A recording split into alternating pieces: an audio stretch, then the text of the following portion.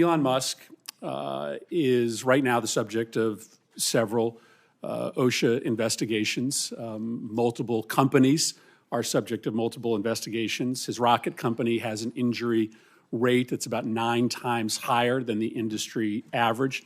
I heard you say that you're going to protect data privacy, but let me just ask once again the very specific question.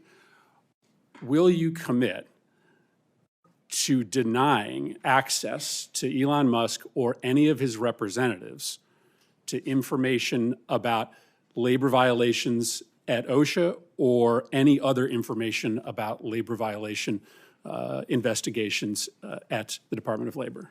Thank you, Senator. On this same issue, committing to the privacy.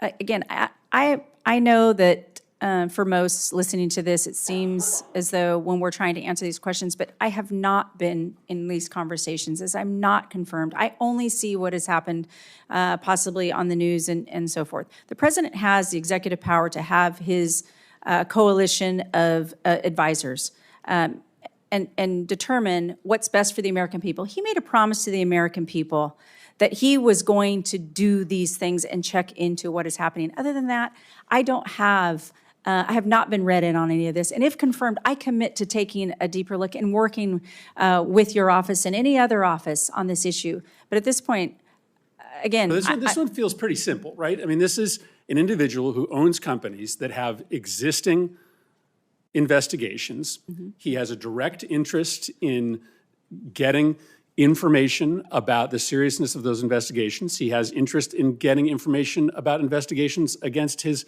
competitors. It seems like a pretty simple commitment to make to say, I am not going to give any private company exclusive access to information about open investigations against them or their competitors.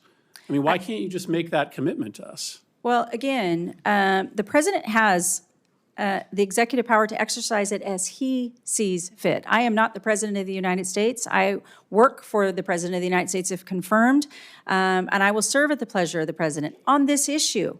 Again, I have not been into the Department of Labor, and so I will commit to working with your office. I'll commit to coming back as soon as if confirmed, and I'm in the Department of Labor, coming back and answering those questions to this committee wholeheartedly. I will commit to that. You have the ability to disagree with the president. You certainly serve at his pleasure, but that doesn't mean that you have to take actions that you believe to be unethical. If the president asks you to give access to information to benefit a friend of his who has pending investigations, you wouldn't say no?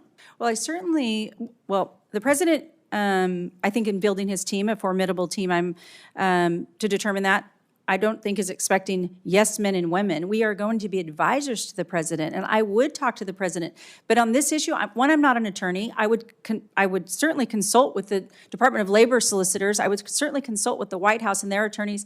But until I am confirmed and in the Department of Labor, I would not be able to say specific to this without having the full picture before that. I don't think you need to be an attorney to understand that giving access to a company to sensitive data about labor violations at their company or to competitors' companies is deeply unethical.